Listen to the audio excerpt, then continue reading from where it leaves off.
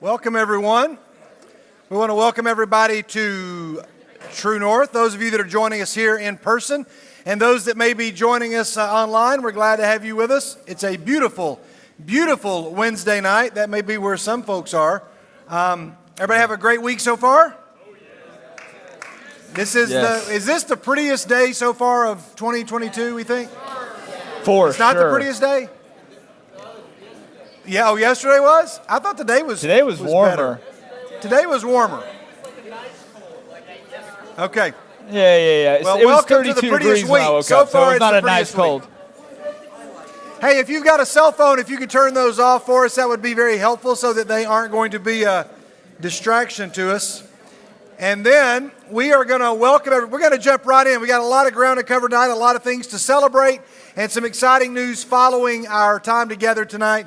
So we're going to go ahead and jump on in. Those of you that are going to welcome our students, our visitors, come on up. In just a minute, we're going to have what we call a 4-minute party.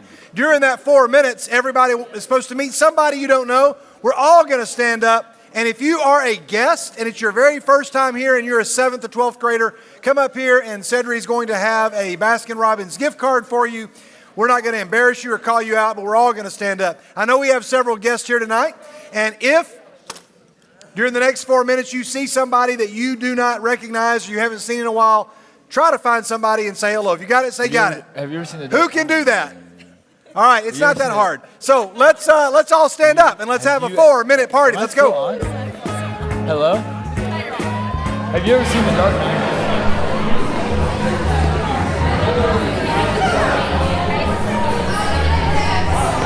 We want to welcome everybody that might be watching True North at home. We hope everybody's okay. We look forward to seeing you back here in person as soon as you can get back, and those that are watching from out of town, which I know there are several folks. We'd love to have you with us as well. I just realized my microphone's on, so I'm going to turn that off. But we are glad to have you with us tonight. Some folks here are going to greet you and enjoy your night. Take care and have a great week. Hi guys, welcome to True North. Hey, I'm Kate. And I'm Clark. Yeah, so this week I think we're just continuing the PANOPLY series, like maybe part 8 or something like that. And this week's 22 chapter is Philippians 2. Sorry, 2? Yeah. Philippians 2. And if you haven't read it yet, there's still plenty of time. So, yeah. Alright, have a good night. Have a great night. See ya. Let's go. Knox is currently eating probably a Big Mac, maybe some chicken nuggets. I don't know. Maybe it's at some McDonald's. So I am Knox. And I am Chim. I'm actually Luke. So let's start? Yeah, let's start. Okay. One, two, three. When the 4-minute party is over and done, you have 4 friends, and wait. And you have 4 empty chairs, so you invite them over because you have 4 chairs. And so you're cool, and you guys are God. And me, aka Luke, and Knox. And Knox, and me, and Cooper. Logan Bug, and God, and Jesus. Yeah, and Blake, and Skinny. You think? Hi, Miss Maria and Timmy. Hi. Hi. Hi.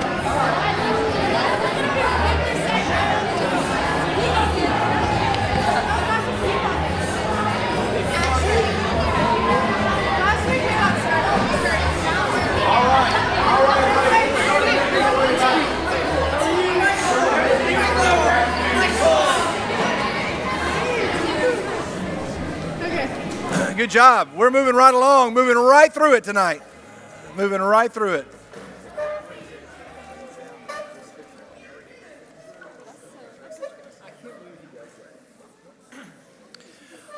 Okay, hopefully you had a chance to meet somebody that you do not know. We want to... You got a mic? Our latest segment is legit now with the theme song and everything else. Hey everybody, it is time for... Say it with me. Cedric's Joke of the Week. All right, Cedric, you got it ready to go? Wait, is this on? Is the mic turned on? Is this, yeah. Yeah, it's on. All right, Cedric, let's have it. This one is spring themed. Okay. So, Spring themed. yes, sir. Glad she didn't say brace yourselves. Go ahead. Brace yourself. Okay, whoops. I How can you tell that the gardener is ready for spring? Hey, Blake, wait, Blake, what was the question again? How can you tell if the gardener is ready for spring? How can you tell if the gardener is ready for spring? He wet his plants. You got it right. Thank you. That's a good one. That's a good one. All right, I like it. Hey. All right, very good. Hey, anybody that's got a birthday, it is time for our birthdays in the borough. If you have a birthday from February 27th to March 5th, come on up. Come on up, February 27th to March 5th. Anybody? No takers? No takers? Nobody? Hey, that means we're going to save the Band-Aids. Yeah, my sister did though.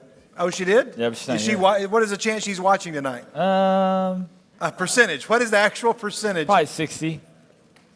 There's a 60% chance? I know my parents are for sure. Whether she's down there watching with them or not, I don't know. Okay, Leah, if you're watching, text your brother, but only if it's... They're coming out regardless. Yeah, I guess it's... They're coming out regardless. So, Leah, this is for you. All right. Am I supposed to guess what the theme is? Is there a theme? The theme appears to be Justin Turner in our room at Winterfest. I think that's the thing. Maybe Justin's not here. All right. Is there a specific theme besides the whoopee cushions? Oh, God. Okay, very good. Hey, sorry, guys. There's nobody to sing happy birthday to, but you guys can, that's a good, a giraffe and Zorro and John Lennon and Mitt Romney. Or, good job. Or Zeb Fox. It kind Do what? of looks like Zeb Fox, that mask does. No, it doesn't. A little bit like Zeb. Oh, that mask looks like Zeb Fox? From this angle, it does. Wow. I think. Okay. Maybe you need to put on your Enchroma glasses. Maybe. All right, guys. Sorry, nobody to sing happy birthday to. You guys can gritty on out of here. All right. Very nice. Yeah, I know everybody's disappointed we didn't get more of that. Let's keep moving on.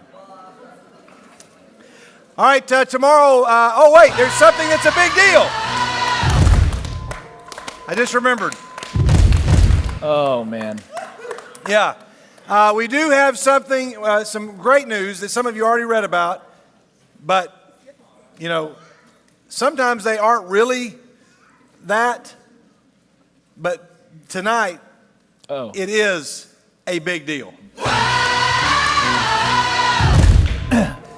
Chandler's like, I'm just going to get it right by default.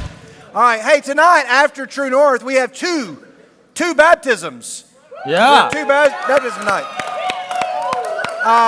And I don't want to embarrass anybody, but we want to celebrate Alexa Drake. Where's Alexa? Alexa, raise your hand. Alexa's right over here. And Caroline Leonard. Where's Caroline? Where'd Caroline go? Right over here. Caroline and Alexa can be baptized tonight after True North. We're very, very excited. We're going to all head down after we're done, so get ready for that. I don't know about you, but I think that is a big deal. That is a big deal. I will say it. All right. Hey. Oh, man. It's getting y'all so hit much that better. First clap Getting so good. much better.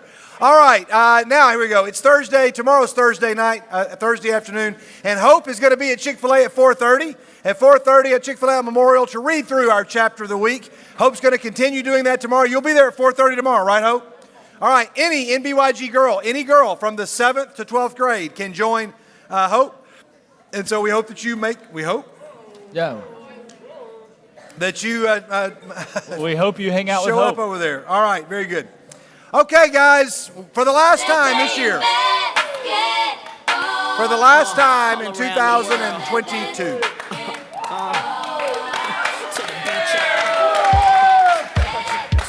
Is it just you? I don't think he's here. Anybody else? Any other member of the Acapellas want to come knock Slater! out? Slater! Slater! Slater! Come on up, Slater. Slater. Yeah! All right, quick update, Isaac. Let's go. Slater is starting tomorrow. That's true. He is starting. And tomorrow night, the offer still stands. If Slater hits a three-point shot, Donut Country, donut holes for everybody next week. He's got the green light. We're taking the safety off. He can shoot from wherever he wants. Okay. Slater, you feeling good? Yes. All right, Oh, good. yeah. So confident. We just keep moving right along the schedule here. time is Isaac, the give game? us an update. Where are things stand? What is tomorrow? What are we playing for tomorrow? 6:30. Game's at 6:30, playing for third place. It's going to be a fun live stream because it's going to be me and Luke and Skid and Helen. And I'm sure the officials will get real mad at that, but They oh won't. well. Wow. The commissioner might. All right, so tomorrow night, playing for third place at Yeah. 6:30. Oh, yeah. It's a little earlier than normal. 6:30. Yes. Right. And hey, I think it's not confirmed, but Cooper Grubbs is still in the running for the 3-point champion. Okay. Yeah. All Woo! All right. Very good. Very good. Well, I agree. so we hope you get a lot of three-pointers, Cooper. We hope you get at least one. And we're going to be very excited if all those things happen. And if they don't happen, we've had a great season and had a good time. Sure, yeah. You tell. Well, no, you, because I don't know the details. No, you hang up. Yeah, you don't either. We're some of the parents are inviting other parents and you teens to meet us in the parking lot. Wow. Uh-oh. To meet us in the parking lot at St. Rose before the game, and to create a tunnel for the guys to walk through. I was a little slow on that. Yeah. But not here, but over there. Over there at St. Rose. Just to greet them to go in. You're not going to be able to go in, Could not but have to picked a go in. more So terrible Could they really stop all of you at once? celebration tunnel, as it were. Yeah. Everybody An rushed the encouragement doors. What What time would should people happen? be there? Be there at 6. Well, get there at 6:10. We'll be there at 6:15. Team will get there at 6:15. They'll head on in. You're ready to play. And then you better get back home to watch it. Otherwise, they're going to miss the game. Yeah. True. I guess Watch they're it going on your to, way home. yeah. You know, one So- eye on the road, one eye on Or the you can have stream. somebody to look through the window and tell everybody else. All right. Very good. Guys, we look forward. One more big hand for the Acapellas, everybody. Good job. Okay, it's time for your favorite segment, Baby Sam Chapman. Oh, I don't where see is Sam he? tonight. Sam's not here. The Sam has the flu. All right. You said Bob's what now? here. You can't say that. Oh, you have another child here. Okay, very good. I didn't forget about Kate. I'm glad Kate's okay. Kate, are you okay? Okay, very good. Here's Baby Sam Chapman. I wonder when Sam graduates, what's going to happen with this segment? maybe Baby Bob Chapman. maybe in his will and testament. All right, here we he'll go. leave Here's it the to- picture. There it is. Oh, Probably he what looks like doing he's right feeling now. under the weather. Yeah. That was not planned. That was not. Man. Maybe he's a little sick there. What do you think he's dreaming about right now? Not right now. Probably in that picture. Probably he was already dreaming about how Spider-Man Far From Home would play out. Okay. All right. There you go. Okay. Hey, we have some special guests with us. I'm really excited about this. Surfside. I'm really excited about it as we talk about our New Day fundraising campaign that's coming up, and we've asked students to be a part of it. We've asked you to be a part of it, and just as a reminder, everybody, this is very simple. We've asked you to add a 0 to your age. So if you're 15, you would add a 0 to that. That's $150 that you pledge that I'm going to give this year, and you pledge it for the next 3 years. So you're going to give $150 this year and next year and next year. You don't have to give it all. You don't have to give any of it on the 13th, but you're going to pledge to give that. We'd love for every student to just add a 0 to your age, because we said last week if 250 teens did that, roughly if you're 15 times $150, that's going to be $37,500. And if you do it over 3 years, that's $112,000, a little over that, that's going to go towards the campaign. But everybody's involved.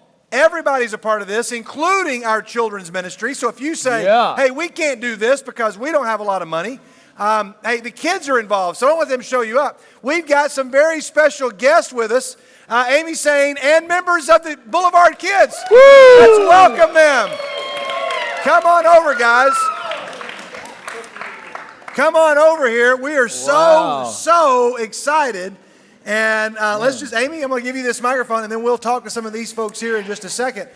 Yeah, go ahead. So if you've been paying attention on Sunday mornings, David has done a really good job promoting that we are having a marketplace this coming Sunday, March 6th, from 9 o'clock to 10:15. It is during the Bible class hour time in the gym. And I have over 80 kids selling and making things to sell for a nice donation. to the New Day vision. So I thought it'd be fun for you guys to see what the kids have made and what they're wanting to sell. And this is just a small small sampling. Shark Tank. sampling. That's it. Yeah, so we're going to Shark find out what Tank. you all Give are us your, making give in us just your a minute. pitch. I didn't think about that. But we also need, before we forget, we're going to need some help setting up some tables. Oh, I'm glad you said that. Oh my goodness. I'm glad And you said mentioned that, but if you are one of our guys or girls and you're going on our mission trips and you need a service point, this would count as one of your service points for those of you that are going to Mexico. Yes. And when can they help you do that? It's Saturday evening at 8 o'clock in the gym. And all we're doing is setting up tables and chairs very quickly. And I think if we have enough of you, I mean, it'll go very, very fast. It won't take long, but you will need to hang around. And Amy, I don't know, with the kids may have So to leave back. when I send the kids back, But you I'll come stand back. right back here, and I want you to just come back and see me, and I'll take your name and number down. I'll put you in a group, and then I'll When we send it out do to the worship, you guys. if you're willing to help with that, she really needs 4 to 6 people to do At that. least, 4 yeah. to 6. Yep. To help out with that. So you'll go see Amy during the worship session. Yes. And then teens, we might be adjusting our class schedule on Sunday, maybe even meeting in here for a bit and then going down there together to Yes. purchase things and support the kids. So we might not be having a full class or classes at all Yes. on Sunday morning to gather here, hang out, and to go down there and support this. So it's going to be kind of awesome. I want to say one more thing. Here's the thing. We need everybody to, if you're like, I don't have very much money, it's okay. Even if they put, $3 on something and you really want it, you can still go ahead and get it because it's really, in the end, a donation. That's just a suggested price that they're putting on each item. Would we want you to spend the amount that they put on there? Absolutely. But it is a donation. But what I would love at the end of the morning is that everything that the kids have brought is completely bargain. picked up, like bought. That is one of my favorite Amy-isms of all. What? Is when you break down a word by syllables, and normally it's accompanied with the raising of the hands. Like she goes, "This is for a donation," or like, "This is going to be fabulous." I love it. Yeah. I just love You it. can be quiet. Close All right. your mouth. Hey, so you guys Precious kids. guys and girls, you all made stuff. You're all making things, and you're pretty excited about it. And so if you hear something that you like, we want to make sure that you all are respecting them the way they would you if you were talking to them. You all made some stuff. So you got name tags on, and I know a lot of you, but not all of you by name. So Presley, you're going to tell us what you made. Tell us, everybody can just tell us your name, what you made, and I'll just ask you a couple of questions about it perhaps. I'm Presley, and I made bracelets and hot chocolate bombs. Hot chocolate Bracelets bombs? and hot chocolate bombs. Is it like a bath bomb and you just put it in like a mug of water and it blows up? You put it in hot milk, and it makes hot chocolate. Oh, nice. All right. So if somebody wanted to buy those, Man, I'm bringing about some how money. much a donation should they have? The hot chocolate bombs are $5, and then the bracelets are $1. What a steal. Okay. All What right. a Very steal. good. Hey, and some of you, how many of you all have siblings in the NBYG that are currently in the NBYG? Would you like to tell us who your sibling is? Brady. Yes, Brady. And Brady dresses really cool. We saw him at Winterfest last week. He kind of thuggy, but that's okay. All right, pass it on down. Hannah Kate, you are making what? I'm making cookies. What kind of cookies are you making? Chocolate chip. Oh, those sound really fabulous. And about how much are those cookies going to be? I'm making 3 mini cookies per package, and I'm selling them for $1 each. Okay, all right. Well, I'll probably bring $1 for some of those. Man, I'll get some hot chocolate and a cookie. I'm already excited. like So the I'm Dollar trying to Tree. figure out if I'm going to be able to get everything here. There's going to be so many more kids. There's 80 kids. 80 kids. That's a lot of kids. All right, hey, and y'all are going to find stuff you want and need. Okay, Hannah Kate, that's awesome. Thank you very much. All right, this is Mackenzie. All right, Mackenzie, tell us what you made. I made bookmarks. Hold the mic up here. You made what? I made bookmarks. Bookmarks. What kind of bookmarks? What's on the bookmark? Me and my mama, we braided them and made bookmarks. So you braided, you made them. Like, oh, wow. Are they different colors? Like for your Bible? Yes. Okay, all right, bookmarks. Very good. All right, Can tell us your names. Wait. Can Mackenzie read Ephesians tonight? Do please? what? Can Mackenzie read Ephesians tonight, please? Yes. I personally would love it. I would love it. All right, yes. Tell us your name. My name is Violet, and I'm making jewelry. Jewelry. Oh, what kind of jewelry you got? I don't know. You hadn't made it yet? You're still working on it. You got all kinds of stuff.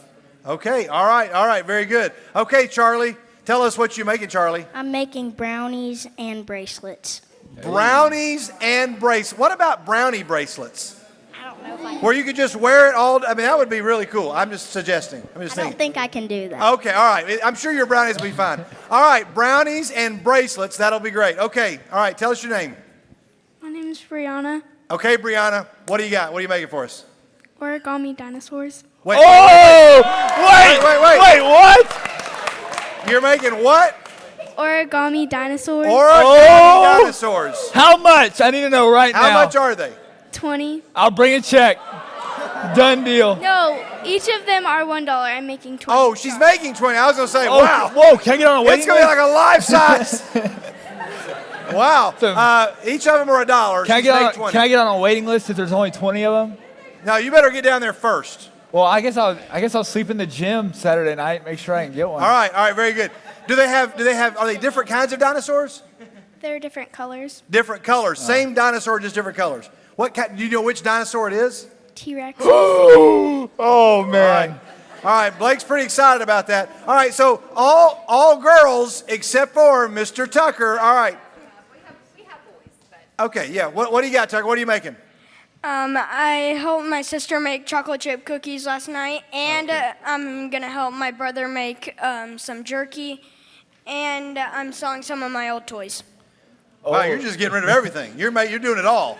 All right, hey, just from these folks right here, I see us making like several $100s possibly just from you guys right here. I might be buying I'm really 20 excited. dinosaurs. We know. So, Amy, what are some of the things that'll be down there that you know about already that's not represented by these awesome kids here? Did you say Lamey? Is that like No, you said Lamey? I said Amy. No, I said Amy. Like, what? Maybe I said 2 words, but I'm sorry. Break it Amy. down. All right, what do you got? Okay, we have one boy who's going to be selling time that he can come play the violin. Oh, nice. We have soccer lessons being sold. We have macaroons being sold. We have a lot of toys and clothes. I don't know what these are, but what are they, paper claws? The paper claws Yes. that are being made. And we've got all kinds of Maybe we should very buy a cute soccer things. lesson and record it. Just record our soccer Yes. lesson. Say what? We get it. Oh, wait. Why did Presley laugh at that? I said we should buy a soccer lesson and record it, and she just cracked up like that was the funniest thing she heard. Still laughing. Wait, don't you think we could play soccer, Presley? Maybe. All right. Well, maybe you should come to our soccer lesson with us. Maybe we should try to score on Presley. She'll be the goalie. Maybe we should get lessons to try and what? score on Presley. Well, okay. Well, neither guess do we. what? You will in that video. Hey, what else we Knox got? is doing. You're doing the soccer lessons. It's Oh. Ezra and Knox. Oh, the lessons are at your house? Yeah. Is your brother doing them? Yeah. Oh, Ezra. you're doing the lessons. This Yeah. is getting more and Isn't more that interesting. great? Okay, what other things? I was just going to say we're taking check and cash and Venmo. Whoa, Venmo. Wow, this is real deal. Hey, guys, thank you all so very much for this. It's pretty brave to get up in front of all these teenagers. They did an awesome job, didn't Yeah. they? Awesome job. Hey. And it won't be long. Blake, get up here. We're going to get a selfie because it won't be long before you all will be sitting out here. And we're gonna love showing this picture. So everybody get in here. Everybody get in here. And we're all going to do the happy face. Everybody go like this. Oh, this is Okay, some of here we your go. Ready? first ones. Here we go. We'll show that one day, so that'll be great. What grade's everybody in? How many of you all are in the 3rd grade, 4th grade, 5th grade, 6th grade, Hey. 2nd grade? Second, 3rd, 4th, 5th, and 6th. All right, another Come on, big Charlie. hand for our awesome Boulevard kids, everybody. Good job, good job, good job, good job, good job, good job, good job. And okay, all right. Save me a dinosaur. All right, that's going to be really exciting. Hey, how many of you heard something that you're like, okay, I want that? I want that. If you're able to help with tables in just a minute when we worship, when we're doing the prayer cards, after you do that or before you do that, would you go and find Amy back there if you can help with tables for just a bit on Saturday night? And that's coming up there. Okay. We are going to play a quick game, Amy, but after you're out in the game, if you want to go talk to Amy, you can do that, okay? You know, I'm seeing Amy back there hugging some folks, and I'm just reminded, Mike, that we have something else that is pretty special. Maybe that was enough of a cue there. Something else that's worthy of celebrating that I think is also a pretty big deal.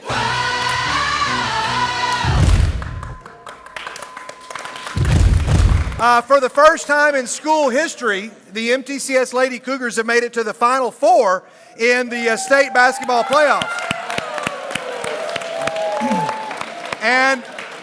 And we have at least two. Any other team members here? We have at least two of the Lady Cougars here. You all play in Cookeville. At Tennessee in Tech. Cookeville at Tennessee Tech. So when Addison Sane told me that they played at UTC, there's a chance that I could have driven to Chattanooga and been like, where's the game? And she'd be like, ha, ha, ha. All right, so you all are playing tomorrow night. Who do you all play tomorrow night? Friday night. Friday night. Okay, CAK. And then if you win, you play on Saturday for the state championship. First time ever have they been to the Elite Eight before? The boys. The girls have never made it to the Elite Eight. Never made it to the Final Four. You all have made history. That really is pretty awesome. A big hand for them. That's great. Good job, guys. Good job. Okay. Hey, we're going to give you a chance to win some NBYG bucks. It's finally here. We finally have time to do it, I think, although we're still on running the short. set list for a month. It's now time to play. The Olympics. The Olympics are over. But we're going to play Where's the Snowboarder? Now, here's how this works. You got to play on the honor system, and the way you play on the honor system, Emily, stand up, is you will pick a number and you will show your partner. So if I think, we're going to show you some pictures, and one of them is the real snowboarder in a real picture. The other one is photoshopped in. And so if you think that the fake one is number 2, you would go like this, and you'd show her, she'd show you hers. And then you say 1, and we got this. Okay, you help 1. I got it. And then you say, all right, the answer is 2. Then I got it. She's out. She sits down. But we're going to give everybody 2 misses. You know what? I'm feeling generous. I think we can do this. I'm curious to know. There's only 10 questions. You're going to get 3 misses because it's extremely hard as the game goes on. 3 misses. Now, so if you miss, which you just missed, then you just have to remember I got 1 miss. All right? Now, here's where you got to help us out. We don't want anybody cheating. There's one that's real. So when you miss, just say, I got a miss. That's my second. That's my 3rd miss. I'm done. And you sit down. Okay? But if you keep getting it right, you stay in the game. Okay? Everybody good? Everybody got it? Let's all stand up. Here's how you play. Where's the snowboarder? Let's go. All right. We're going to show you some pictures. The first one is pretty easy. There's only 2. So you just pick 1 or 2. You just hold up 1 or 2. Which person is actually in this picture and which one is photoshopped? Hold it up. You got to lock them in. You got 3 seconds. 3, 2, 1, and lock them in. Lock them in. Hold up your hand. No, I'm sorry. My bad. Which one is real? Which one is real? Who is the real snowboarder? That was totally my fault. Okay, all right, guys. Somebody's going to get a miss here, possibly. The real snowboarder is number 2. All right. Hey, how many of you already have 1 miss? Raise your hand. All right, keep up with your misses. It's going to get harder because there's more. There's more of them. It's going to get tougher. All right. Of these right here, 1, 2, or 3, who is the real snowboarder? Where is the snowboarder? I got it. That's the question, Blake. Yeah. You understand the premise of the game now? Yeah, I knew it before. Has Leah texted you yet? Yeah, she's watching. Oh, she is watching. Yeah. All right. So Leah, you can play at home. Keep up with your score at home. See how you do. All right, guys. You locked them in. Show your neighbor. Show your neighbor the answer. All right, guys. Here we go. No change in your score. Here's the real snowboarder, number 3. All right. Raise your hand if you have 2 misses. If you have 2 misses. All right. Raise your hand if you're 2 for 2. Okay. All right. Here we go. It's going to get a little tougher. A little tougher. Okay. Now, Blake, I'm confused. We're trying to figure out what? What's the question? Where's the snowboarder? Yeah. Make it sound like it's fun. Where's the snowboarder, Skid? Right. Where's the snowboarder? 1, 2, 3, or 4. Hold up a number. Show your neighbor. Show your neighbor. Some of you are going to be out right here. The real snowboarder is number 2. If you're out, have a seat. Grant is out. Kate, you're already out? Kate's already out. Okay. Hey, how many of you have 1 miss? Who's got 2 misses? All right, here we go. Next question. Okay, all right. Let's see, there's 5. 4 of these are fake, Blake. Yeah, where's but the snowboarder? One of them is real. The real snowboarder. All right, guys, lock it in. Show your neighbor. Show your neighbor. Make sure you see it. All right, here we go, guys. 3, 2, 1. Lock it in. Lock it in. The real snowboarder's number 3. All right. Wow. All right, if you're out, have a seat. If you're out, have a seat. Man, that one was tough. Here we go. If you're still in, who's got 2 misses? Okay, here we go. Check it out. There's now 6 snowboarders. Which one's real? Okay, guys, you got 3 seconds to lock your answer in. 3, 2, 1. Show your neighbor a number. Neighbors, look at this. Look at the numbers here. All right, here we go. The real snowboarder is. He's number 2. If you're out, have a seat. If you're out, have a seat. If you only have 1 miss, If you have no misses, everybody's got a miss. 2 misses. Oh, okay. This could be rough. Here we go. Here's your next one. There's now 7. There's now 7. Lock them in. 3, 2, 1. Here we go. Show your neighbor. Show your neighbor. The real snowboarder, guys, is number 4. You got it good. Oh, look at this. Look at this. I'm still in.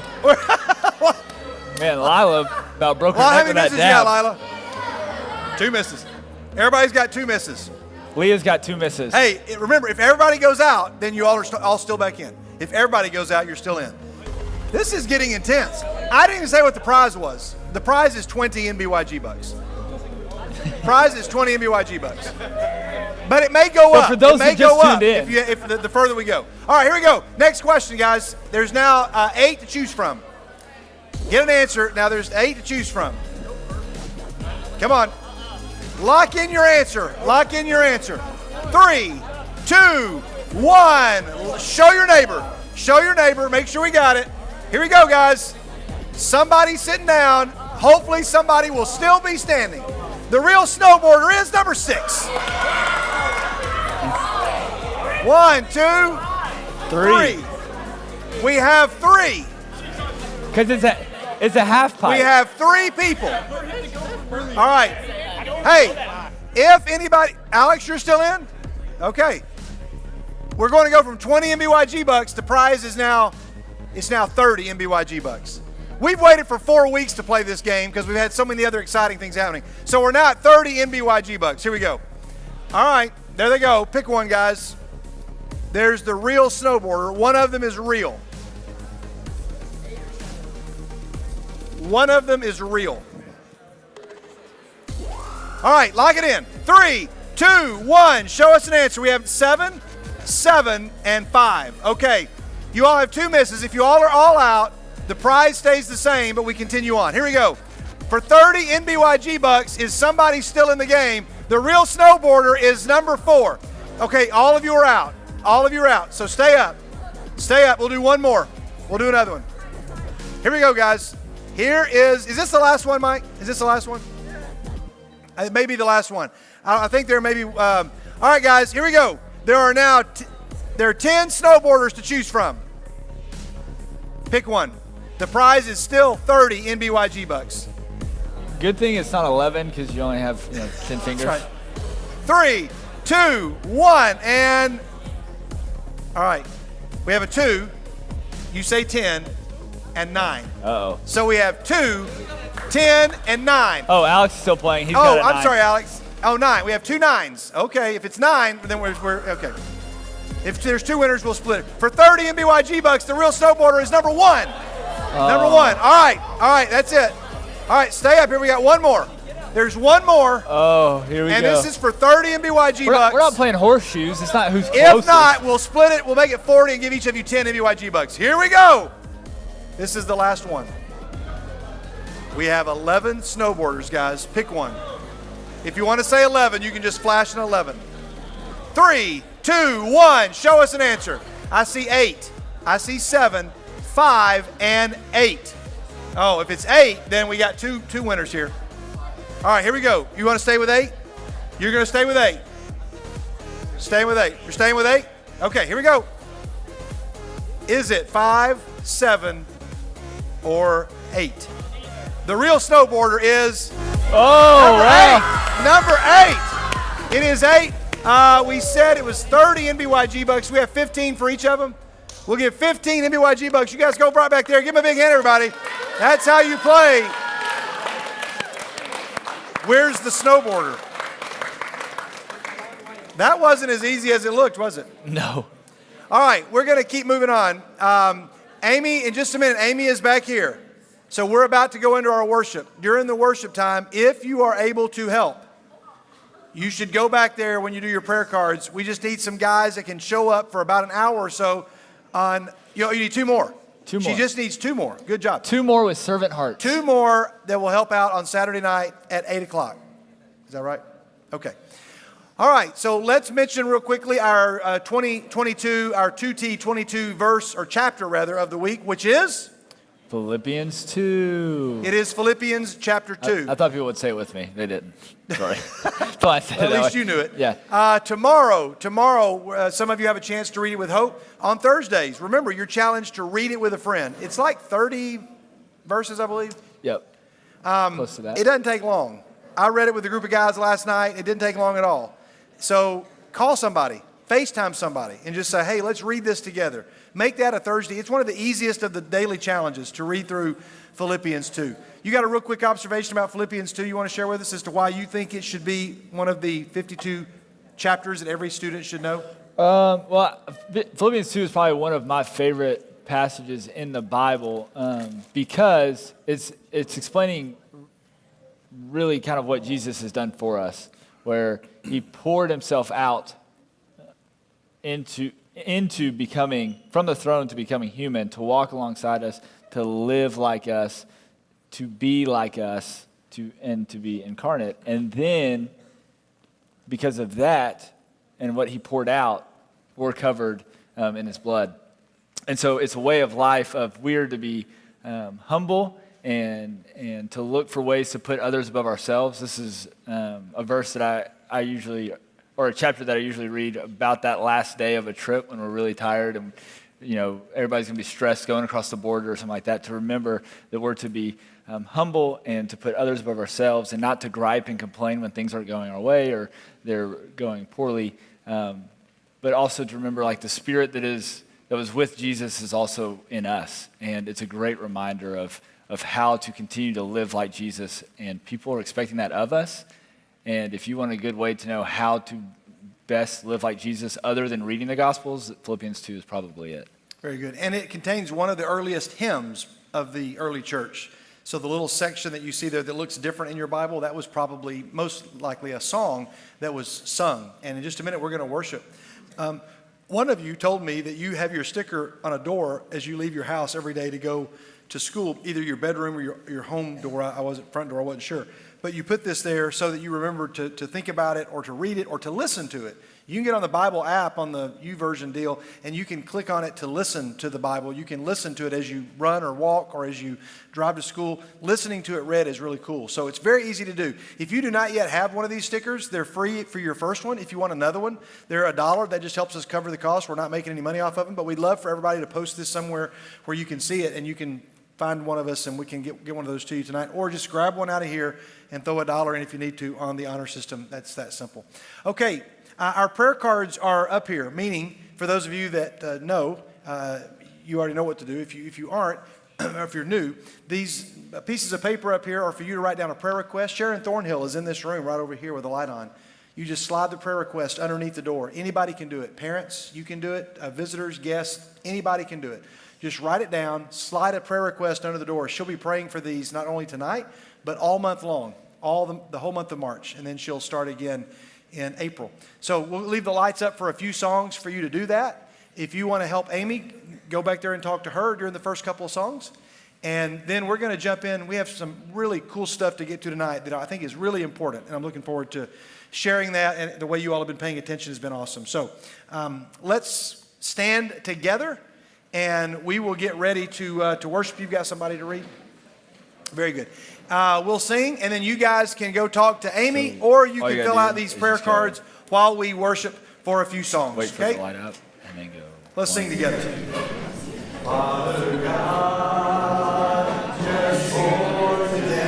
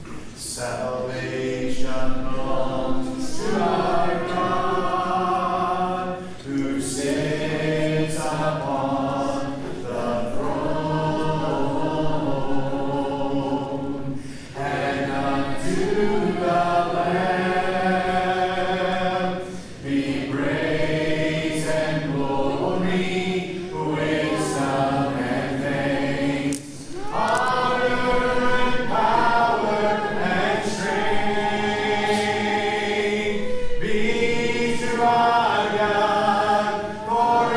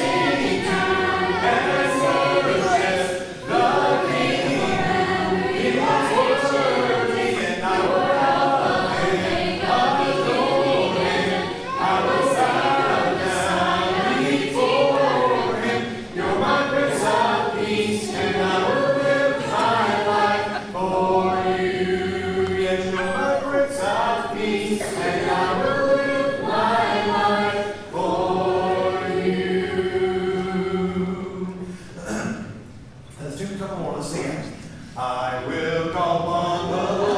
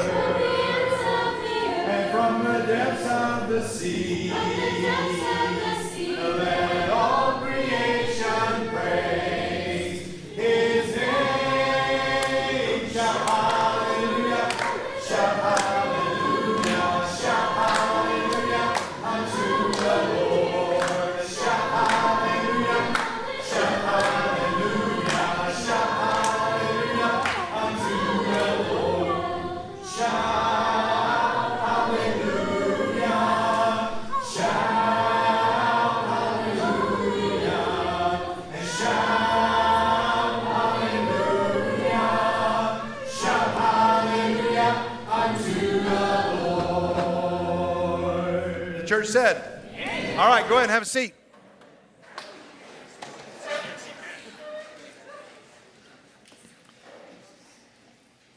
Let us hear a reading from the word of the Lord. Finally, be strong in the Lord and in his mighty power. Put on the full armor of God so that you can take your stand against the devil's schemes. For our struggle is not against flesh and blood, but against the rulers, against the authorities, against the powers of the dark of this world, and the spiritual forces of evil in the heavenly realms. Therefore, put on the full armor of God so that when the day of evil comes, you may be able to stand your ground.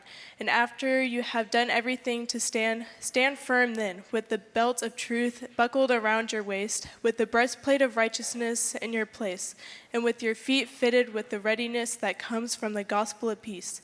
In addition to all this, Take up the shield of faith, with which you can extinguish all the flaming arrows of the evil one.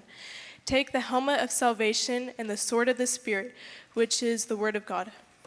Thank you. Thank you, Mandy. May the Lord bless the reading of his word. That's a passage you now heard 8 times at least over the past 8 weeks as this series has continued, as we're trying to teach you how to suit up in what we call the panoply. Panoply, just a word that means a collection of armor or an impressive collection of anything really, but specifically talking about armor. And we've spent several weeks looking at it, and Paul has chosen just the right words to give us a very, very poetic description of all of the things that a Christian needs, that a teenager needs to survive 2022. We're going to start off pretty light because we're going to go a little heavier as we go. And how many of you are writers? How many of you like to write? Who loves to write? You write stories, you write poems, you write songs. Maybe you just write encouraging letters, or maybe you write, a lot of you write things. And so some of you draw, or some of you sculpt or paint or compose music. But I know a lot of you are writers. I've read some of your works. They're awesome. I've read some of your poetry or your short stories. Some of you write essays really well. I want to show you, though, these are actual analogies. You guys know what an analogy is, right? Where somebody's comparing something to something else. What I'm going to show you are actual analogies written by students. These are compiled by teachers over the years on real life essays where somebody tried to write the right words but didn't quite pick the right words. I just had some fun going back over these, and I'll share some of them with you. Here they are. Here's one. The red brick wall was exactly the color of a red brick Crayola crayon. Not very all that descriptive. Kind of gives you what you need there. Her eyes were like 2 brown circles with big black dots in the center. Guys, write that down. That'd be great for a letter if you're going to try to write that down. She caught your eye like one of those pointy hook latches that used to dangle on screen doors and would fly up whenever you banged the door open. That's a good one. He did not like her at first, but then she grew on him like she was E. coli and he was room temperature Canadian beef. Kind of gives you a feel for what they're going for. John and Mary had never met. They were like 2 hummingbirds who had also never met. Kind of let you know what's happening. The little boat drifted across the pond exactly the way a bowling ball wouldn't. She had a deep-throaty, genuine laugh like that sound a dog makes just before it throws up. In case you want to know. He was as tall as a 6'3" tree. Gives you some perspective. He was as lame as a duck, but not the metaphorical lame duck, but a real duck that was actually lame from maybe stepping on a landmine or something. That's tragic. We'll move on. From the attic came an unearthly howl. The whole scene was surreal, like when you were on vacation in another city and Jeopardy comes on at 7 instead of 7:30. It's very weird. He spoke from the wisdom that only comes from experience, like a guy who went blind because he looked at a solar eclipse without one of those boxes with a pinhole in it, and now goes around the country and speaks to high schoolers about the dangers of looking at solar eclipses without one of those boxes with a pinhole in it. The ballerina rose gracefully and extended one leg behind her like a dog at a fire hydrant. The young fighter had a hungry look, like that kind you get after not eating for a while. You know, that hungry look. Her words hurt his heart the way your tongue would hurt if you accidentally stapled it. Gentlemen, some of us know the pain of that. Having our hearts broken. The hailstones leap from the pavement just like maggots when you fry them in hot grease. McBride fell 12 stories, hitting the pavement like a hefty bag filled with vegetable soup. That one's actually descriptive. And then this one here, I'll show you part of it. Her hair glistened in the rain. Ah, beautiful. Like a nose hair after a sneeze. So there you go. All right, those are not exactly the right words. But Paul chooses a very poetic description to give us the armor of God. We've now walked through several pieces. If you're new or you haven't been in a while, you're tuning in online, you can go back on our YouTube channel and you can watch us talk about the belt of truth. We then talked about the breastplate of righteousness. Again, not going to have time to do any recap tonight. We got to move on. The shoes of readiness that comes from the gospel of peace. We spent a long time talking about that. And then we started last week with this. We're just going to do a quick little recap because there's something we didn't get to. In addition to all of this, take up the shield of faith with which you can extinguish all the flaming arrows of the evil one. Paul says more about the shield of faith than he says about any other piece of armor, the shield of faith. We talked about this particular piece of armor last week, and we mentioned to you that we have pictures of what this shield would have looked like. It was made of wood and metal and leather. It would have been made the size of a door, so somebody could not only use it to defend, their torso, but almost their whole body. They could hide behind it. It was made of leather because arrows would go into the sword. Flaming arrows would go in, and it would extinguish them because they would soak the leather down with water so that when an arrow hit it, it would extinguish it. We only have one of these shields that we know of that is in a museum. These are all reproductions here, but they would have gathered in formations like this at the gates of the city because that's where the flaming arrows would begin to rain down on folks. And when you would attack a city, you didn't just use the shield to defend yourself, you used the shield to almost form a human tank to get as close as you could to the walls of the city. If you saw somebody with a shield like this, you knew they were coming for you, not just trying to protect themselves from you. They were coming for you in this tortoise type formation. So we gave you several key truths. And I don't know exactly, I think we acted it out a little bit. We're going to just quickly finish this up and move on to the next one. These arrows are always aimed at discouraging you and making you turn and go in the opposite direction. Flaming arrows. And we asked what some of those arrows were last week. We talked a little bit about it. I mean, obviously, you aren't experiencing actual arrows that are flaming, that are coming at you.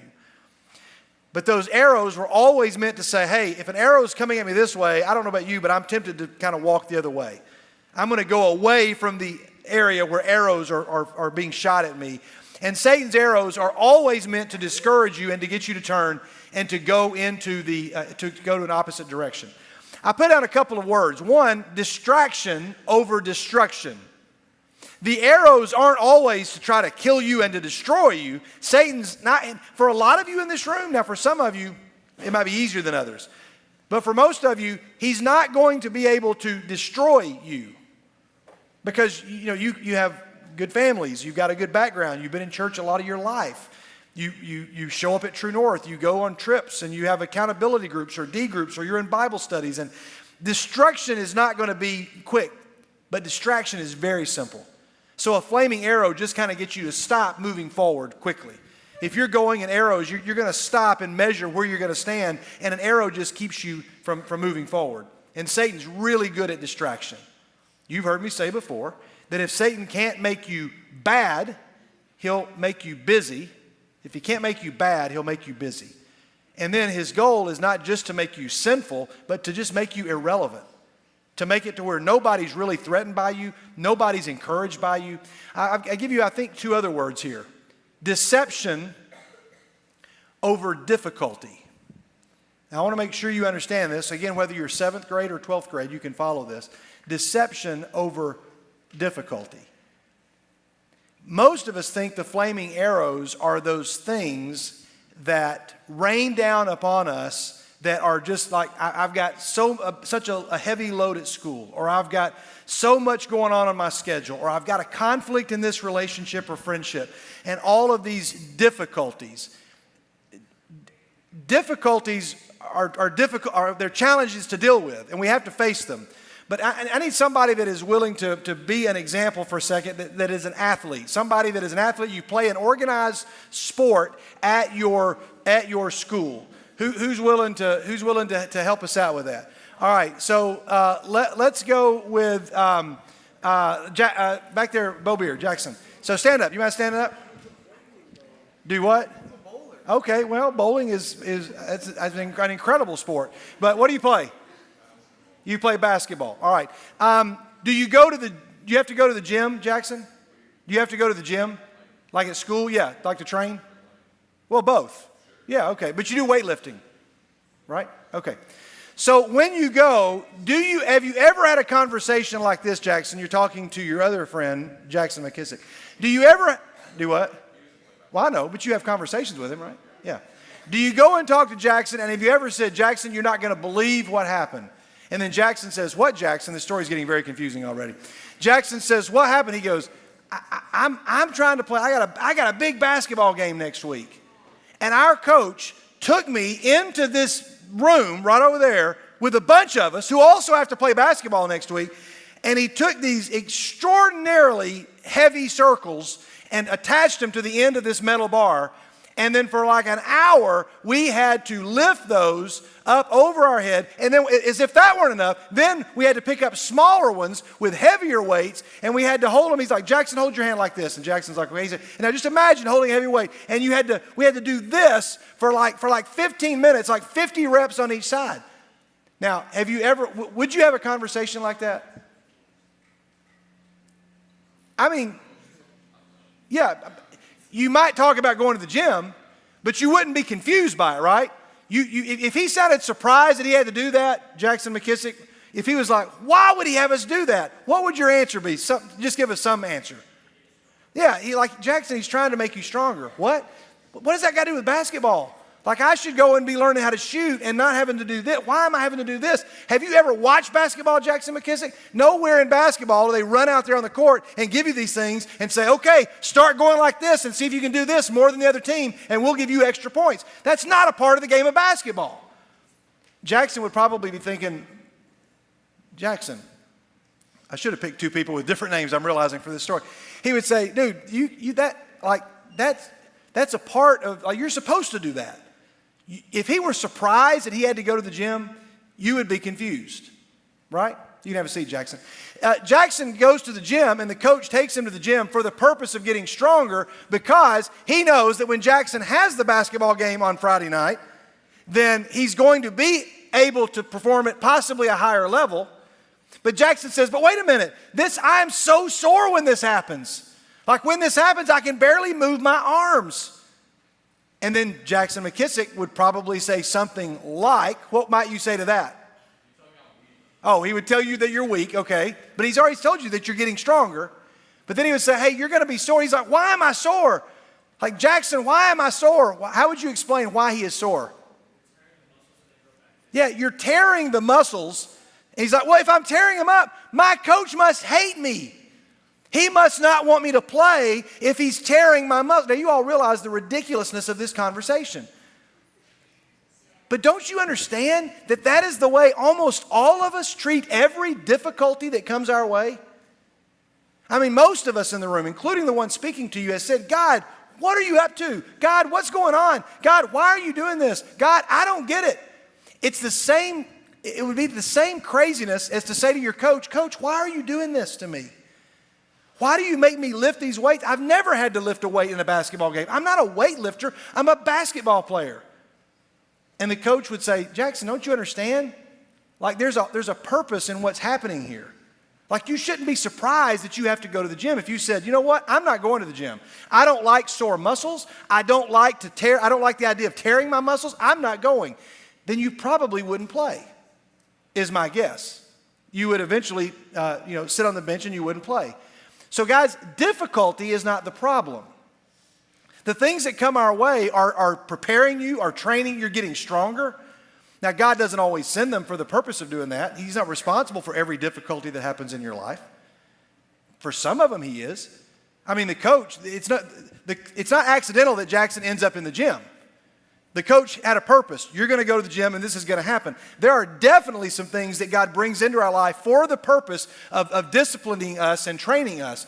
But it's not about difficulty. I moved on from the slide. What was the other word? Not difficulty, but what? Deception. I'm going to come back to that in just a minute, the idea of deception. Because then imagine Jackson McKissick saying to his friend, what? Your coach did what? Let's imagine Jackson's never played basketball. He doesn't know much about basketball. He doesn't know about training. He's never been to the gym. Let's just imagine.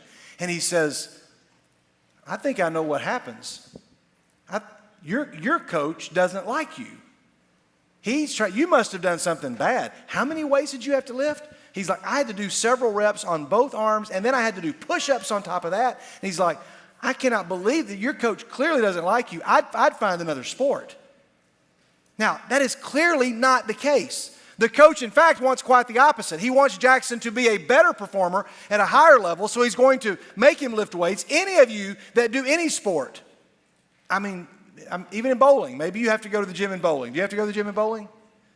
No. But you have to go practice. Yeah, you just bowl a whole bunch. All right, very good. But especially those of you who are training for any type of, you're conditioning for any sport. The coach, you're just running. And you're like, why have I got to run?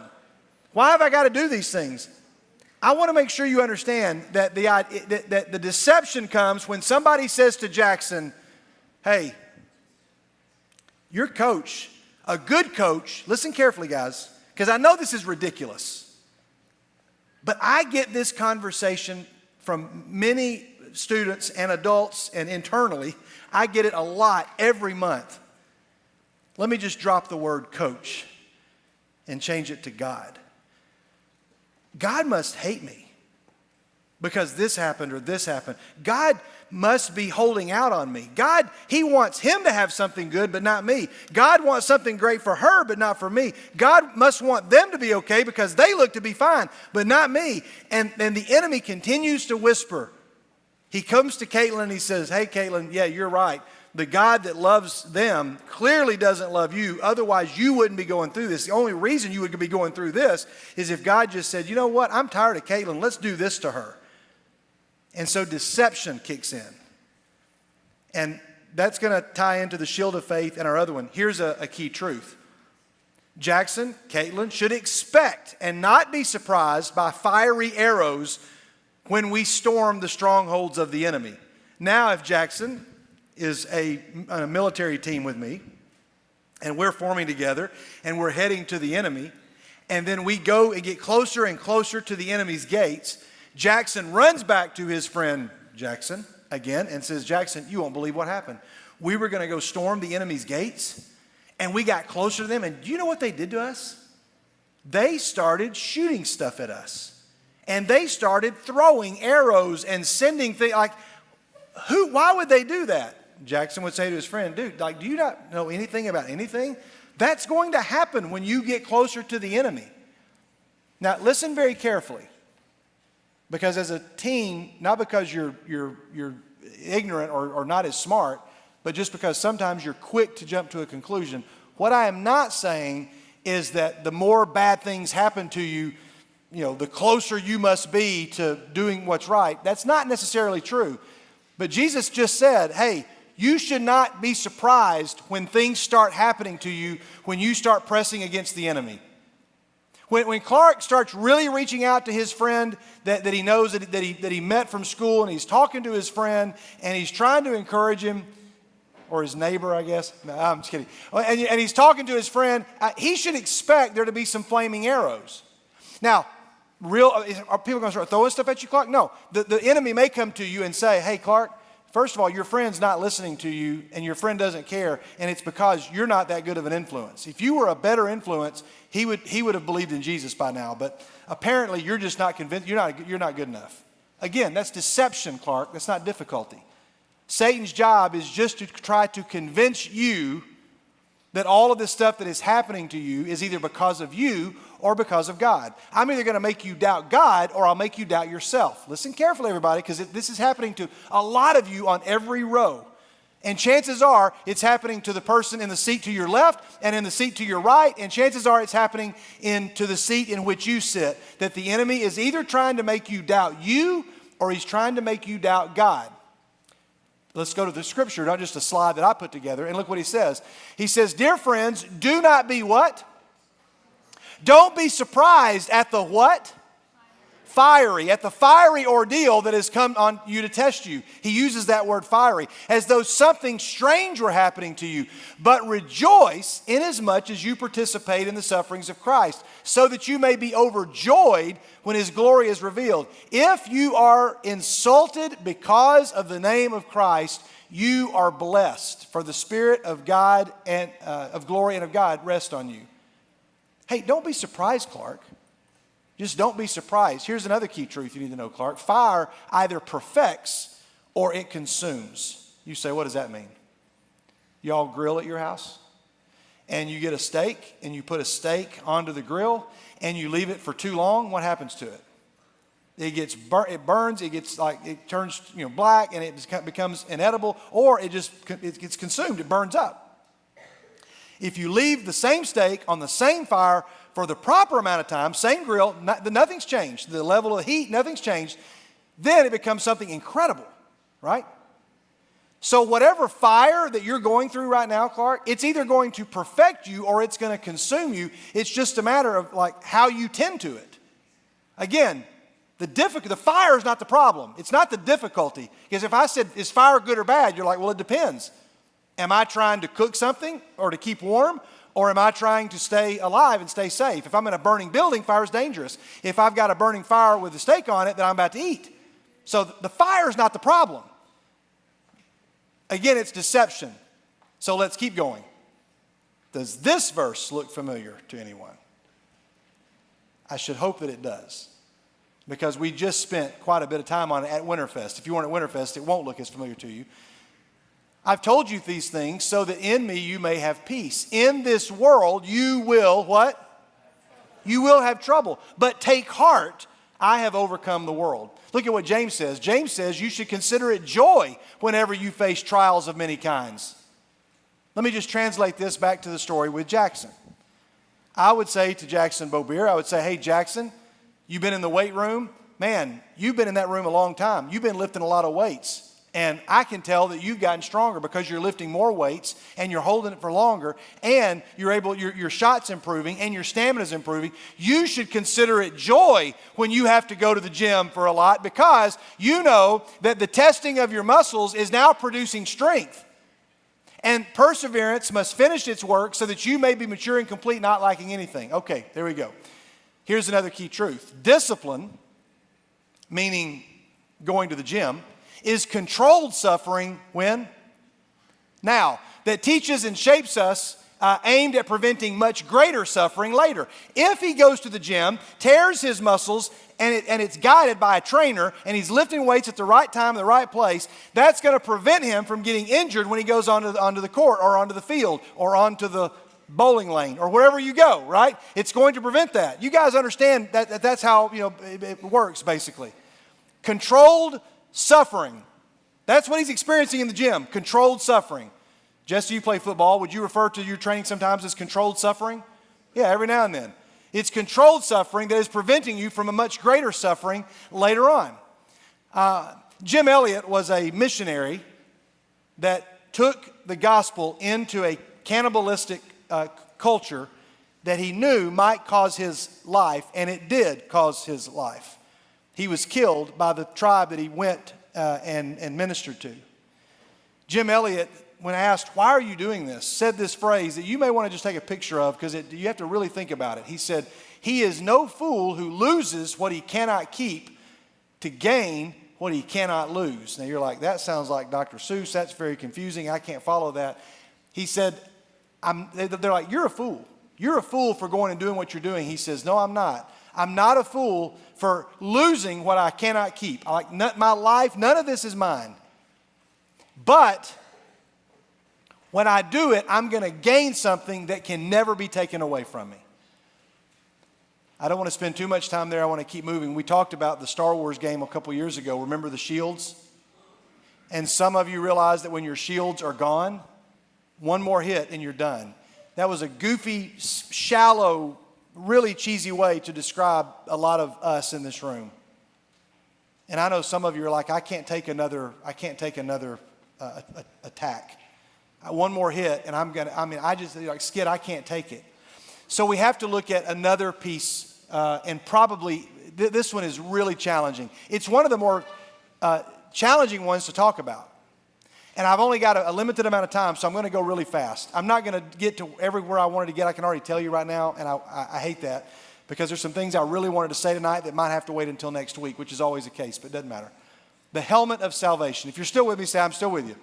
All right, the helmet of salvation. Most of you, when you hear the word helmet, most people are going to think of this. Most people would. Others of you might think of this. I know there's some motorcycle riders in the room, so you might think of this. Or others of you might think of this. You might think of a helmet like this. And there's other types of helmets, but that's what most of you are going to think about. I found this motorcycle helmet online that was Lego hair, which I thought was kind of cool. This one's a little creepy. That one's strange. I don't like that one. When I think of helmets, this is more my speed right here. All of the pop culture famous science fiction helmets, which there are some pretty cool. This guy takes pop culture helmets. These are actually certified motorcycle safety helmets that he makes. There's Optimus Prime and Bumblebee. This one I thought was kind of cool. So here are some reimagined helmets from the NFL and Marvel. So you have the Kansas City Chiefs become the Spideys for some reason, and the Titans become the Thors. So that was a pretty nice one. Some of these were my favorites, though. You know I'm a big Star Wars fan, so I enjoy this one. Why Dallas becomes the Rebel Alliance and not the Empire, I don't really know, but there you go. That was a clever one. Again, you probably have to be a bit of a geek to appreciate some of these. I like the fact that the Chiefs become the Ewoks. That's nice. This one's nice. That's either Obi-Wan Kenobi or Bill Belichick. I can't quite figure it out. But there you go. And then, of course, that makes sense. Yeah, you got the Vaders. That's about right. The Ravens become the Emperors there. And then that was nice. I was glad the Titans got to be the Mandalorians. This is an actual bike helmet. Like it's a real, it looks fake, but it's a real bike helmet. That one's kind of clever. And this was probably more my speed. If you caught me in a helmet when I was a kid, it was probably in a space helmet like this. Actually, literally, the coolest helmet I've ever worn was from an actual NASA astronaut. When I was in the 6th grade, I was the poster boy for the Space and Rocket Center in Huntsville. Some of you have been there. And so on field trips all over America, I had my little 6th grade frame was featured there, and I turned it around so you can see a little bit better. It was very exciting. For one whole year, I got to wear, and it was an actual helmet worn by a guy who had actually been to space. So when I think about helmets, I think about that. Or I think about my grandfather's helmet. This is my grandfather. You'll see right there the arrow is pointing to him. That's James E. Skidmore Jr. Or James E. Skidmore. My dad's a junior, and I'm James David Skidmore, so I'm not a third. So this is my granddad. He played for the University of Alabama in 1925 and 26 on their first 2 national championship teams. So there's Jim Skidmore. He was also known as Skid, according to a program which I wanted to get for my dad one year for Christmas. I actually found one from the Rose Bowl 1927, Stanford in Alabama, and it says in there, James, in quotes, it says Skidmore, and so I started bidding on it, and I thought, I'm going to bid up to $200 on this thing. That's going to be my cap.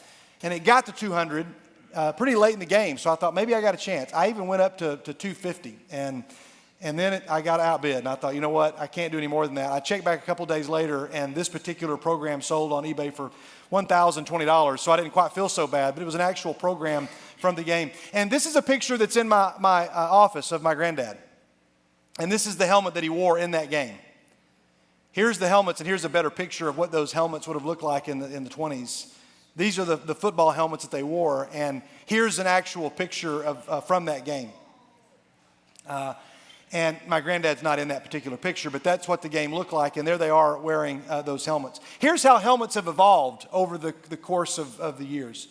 Mike, we'll save the video for later. I'm not going to have time to show it tonight. But this is here are the actual, you see all the way going back to the early 1900s, all the way now to 2021, how helmets have evolved. And most of you that have even played football, you know something about the safety design of a helmet. I'll show you a video next week that's just kind of got a cool walkthrough of how a helmet really works, because sometimes those hits look really intense, but I had no idea how much protection and safety those helmets provided. This is an inside look at those helmets. So why do you wear a helmet? It's pretty obvious. If you're riding a bike, you're riding a motorcycle, or you're playing football, you wear a helmet because if anything up here gets damaged, then it's much more challenging than if you break an arm or you break a leg, or even if you break your back or other types of injuries. All injuries are significant, but any damage here is going to be a significant issue because our brain is just so intricately designed. These are pictures of some helmets that were that saved the lives of motorcycle riders. This guy actually fell and slid along the pavement, and this is what happened to his helmet. You could imagine had that been his actual skull or his head. Helmets are important. This is a picture of a Roman helmet. The Roman helmet, some of you have seen pictures like these. Some of these got very ornate. This one looks like Thanos for some reason to me. It looks like the gauntlet. Some of these are really bizarre looking. They're very clever, crazy with their designs, and they were very ornate helmets. The Greek helmets looked like these. You've seen movies where they had these, but the Roman helmets were different. This is a regular older military helmet that had an insignia on it that indicated your rank. And so you all have seen images like these. I just learned in preparing for this that the plumes on the helmets meant something, and some soldiers would have the plume that went one way, and some would have one that went the other way. And they all meant something as to the rank. So if we were in battle and I needed to know what to do next, I would look for the guy that was wearing the certain type of plume to know that's the guy I'm taking orders from, because you want to know who's in charge. And so the helmet would be on their head to prevent injury to their brain. So now they've got all the other types of armor on. Here's another one of our key truths. When you put on a helmet, it implies that you know you're about to be hit by something. That sounds like common knowledge, but when a football player gets called to go in the game, they don't just run out there thinking, I'll take my chances. They run out and you see them grab their helmet and they put it on. And they strap it on because they're like, there's a chance I'm about to get hit. A baseball player goes up to the plate and he puts on a batting helmet because he knows there is a chance that I'm about to be hit by something. A football player, very likely, because you're running into people. Baseball, you hope you don't get hit by a baseball, but that's why you wear a helmet, because you want to protect your mind. Here's another key truth. Well, same thing. It's worth knowing twice. And so we go to Romans 12. Romans 12 says, therefore I urge you, brothers and sisters, in view of God's mercy, to offer your bodies as a living sacrifice, holy and pleasing to God. This is your true and proper worship. Do not conform to the pattern of this world, but be transformed. How? Say those orange words. By the renewing of your mind. Then you will be able to test and approve what God's will is, his good, pleasing, and perfect will, the renewing of our minds. So this is the Greek word SOZO. Some of you may have heard of this. There's organizations in town, counseling organizations, at least that I know of, that have this name. There's churches that call themselves the SOZO Church, or there's college ministries that call themselves SOZO, just like True North. It's a word that means salvation or means save, but it means so much more than this. Now, you need to know, especially folks that are in the room, people watching online, this is part one of really two very important parts that go together. It's like two parts of a movie, so you're watching part one, and it's not going to make sense without part two later. We're going to get to the meat of this next week. I had a lot that I wanted to say tonight about baptism because, one, we're about to experience two baptisms. We're about to get the best object lesson ever. But I get a lot of questions about baptism, and people say, I want to talk about it with my friends, but I don't exactly know how to explain it to them. Or I don't know why to say it's important. Or I don't know, can I say too much or too little about it? We're going to talk more about that. It's going to have to be pushed to next week. But this word SOZO, everybody just say SOZO. SOZO is this word that means save, but it's a word that means healed, delivered, or made whole. Here's one way that I'm going to try to describe this. The bigger way is going to have to wait till next week, but I'm going to need to get a couple of volunteers really quickly as we get ready to wrap up. Chandler, I'll get Chandler on this side. Sarah, we'll get brother and sister team up here to do this really quickly. All right, come up here for just a second. All right, I want you to hold this one, okay? And I want you to go down there and stand, and I just want you to hold this one, okay? Now, there are a lot of you, many of you in this room that have been baptized. Some of you say, I don't even know really what that is or what it means. Or you have some idea, or you're like, I've seen a baptism. But we tend to make the mistake and put so much emphasis here, and we say, once this happens, then, it's good, I'm done. I want us to think about the word salvation for a minute, because you hear all the time people say this phrase, Are you saved? Maybe you hear that a lot at school, or you hear it at different club functions or FCA. Are you saved? And people talk about, this is when I got saved. This is when I was saved. And people use those words in different ways, but it can be a little confusing. Next week, we're going to spend a whole lot more time on this. But most people are saying, okay, here's a decision I made, and I was saved. The Bible talks about being saved in 3 different tenses: past tense, and then present tense, and then a future tense. Now, I realize I say this at the risk of losing some people and you saying, hey, I'm lost, I don't get it. I thought saved is a past tense thing, like you were saved. Yeah, you were saved by what Jesus did, and that's called justification. It's a big word, justification. Everybody say justification. The best way of thinking about the word justification that I've ever heard is somebody said it's like saying, it's just if I'd done what Jesus did. Jesus dies on the cross. When I'm baptized, it is just if I'd died on the cross. I'm participating in the death, burial, and resurrection of Jesus. If you got it, say got it. Justified, it's just if I'd done those things. But you also are, you're being saved from the penalty of sin. Jesus dies on the cross and he saves us from the penalty of sin. But then here in the middle today, you still are being saved. You're being saved from the power of sin. That's called sanctification. That's another big Bible word, but just say sanctification.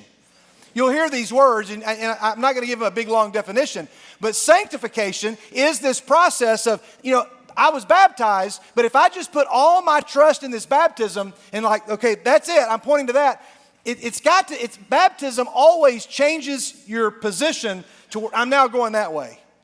I really don't have time to get to where I wanted to go, and I've got to be able to wrap up so we can head to the baptisms, but I do want to illustrate this. This is probably the best place to end, although it's not where I wanted to end tonight. But I want you to listen carefully to this. What baptism does is it just changes Chandler's walking this way, and all of a sudden he realizes, you know what? I want to look more like God. I want to act more like God. I want to follow his example. And so baptism is saying to the whole world, I am changing directions. I'm changing my direction, and I'm now going to walk this way, and that's what baptism does. That puts a marker and says to the whole world, I'm now going that way. Make sure you hear this, because I don't know that some of us get this. And then this word here, this is your Christian walk. Sarah's Christian walk, after she's baptized, it is all about, now I'm going this way. I'm saying to the whole world, I've changed my position, and salvation is not just, I was baptized, I got a certificate, yep, I'm saved, there you go, I got it. That just so weakens what baptism is. Baptism is saying to the world, I'm changing positions, and my position is, I'm now going that way, and I'm going to walk that way. Here's a better way of thinking about this. Remember, you all are volunteers. As an example, you are sign holders. You are not... This is important here. We know you're brother and sister, but now you're just holding signs, okay? In the same way that a wedding, this is safer than having 2 people that would get embarrassed that I was having them, so just follow me. In the same way that a wedding says to the world, this is the person I'm committing my life to. On December the 16th of 1995, I told everybody, I'm changing positions to where I'm now going that way, and I'm only going towards her. If my wife is over there, that's the way I'm going. I'm only going towards her. Listen carefully. Don't get caught up in all the goofiness of the people that are up here. The wedding says, I'm changing my position, and I've made a decision, and I'm going that way. And then this is the bigger deal. No music, please. This right here is the wedding. The wedding is not the marriage. That's the thing that's going to be going in the future long term. If you got it, say got it. The baptism happens here, and then the walk happens here. And the best way to think about it, imagine, listen carefully, that last thing I'm going to say. If on December 16th, if I said, and I stood with my wife, and I said, I'm marrying you, here's your ring, give me my ring. Okay, there we go, very good. If I need you, I'll let you know. And then I go about my life and go do my thing and go on. Everybody in here would say, that's not how that works. And you would say, that's not going to work. Like, there's no way you would feel sorry for, you'd feel sorry for Melissa. Because This was just a thing that was telling the whole world, that's where I'm heading. And so a baptism is saying, my life is now going to look like that. If you want to know where I'm going to be from now on, everybody can look in that direction. And so, to Caroline, to Alexa, you need to know this is not just something that gets you a Bible. This is not just something that gets you on a video at church or that gets your name put on a list in our bulletin. This tells the whole world, if you want to look for me, I'm going that way. If you want to follow me, I'm going that way. I'm getting married because the Bible says that God gave us this specifically as an object lesson to illustrate these other two signs. He said the love for a husband and wife is the love for Christ and the church. And so when Chandler is baptized, he says, I'm now walking with Jesus, and from now on, if you need me, that's the way I'm going to be going. So if I have any question, where's Chandler? Where's Chandler? Why are you looking for Chandler over here? Don't you know that he was baptized and you need to look for him? Go find Jesus. What's Jesus got to do with this? If you find Jesus, you're going to find Chandler, because every decision that Chandler makes, Jesus is going to be with him. But we're going to go to this party. I wonder if Chandler's going. I don't know, because I think Jesus is over this way, and I told you Chandler's over this way. We're going to go see this movie. You think Chandler's going to go see this movie? I don't think he's going to be there. How do you know where Chandler's going to be? Because he told the whole world a few years ago that that's where he was going to go. So salvation is not something that happens when this happens. Salvation is something that is always happening in Chandler. He is always being healed and delivered and made whole next Thursday the same way he did when this happened. Is that beginning to make sense? Because some of you say, I need to know why this is a big deal. Why is this so important? Why is it significant? And it's an intensely personal decision, because Chandler has to decide. Now, here's where the deception comes in, and I know it's over, but I got to end with this. The enemy comes in and says, whoa, Chandler, don't trifle with this, man. This is really important. So you need to know, Chandler, that if you do this, you're going to have to be righteous from now on. You can't make any mistakes. If you make any mistakes, this is going to look stupid, and you don't want to look stupid, so you can't. No. Chandler, I don't know if you've been here this entire series, but do you remember? Righteousness is not about you being perfect. Can somebody tell me? Righteousness just means what? Huh?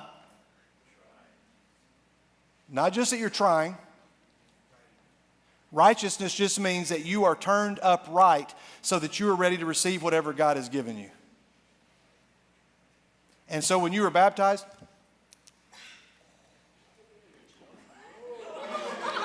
I had to get rid of that, sorry. You're saying, I know what's going to happen if I do that. If I do that, I'm not going to receive the stuff that God's. So he's saying to the whole world, hey, God, I'm ready. Does it mean I'm perfect? No. I'm pretty plain looking, God. I'm pretty plain, but I'm ready. Just like a marriage, a wedding says, I'm walking that way with her forever. Or ladies, I'm walking that way with him forever. A baptism, and that doesn't mean it's going to be bumpy. In this world, you're going to have trouble.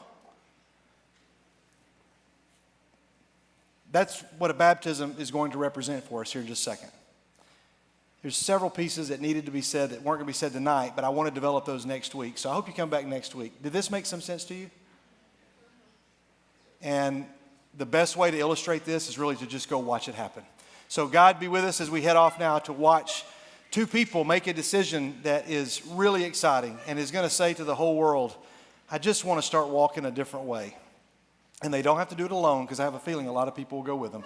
It's through the name of your Son that we pray, and we all say together, amen. Thanks for the extra minutes, guys. We'll see you down there. We're going to head down for the baptism right now.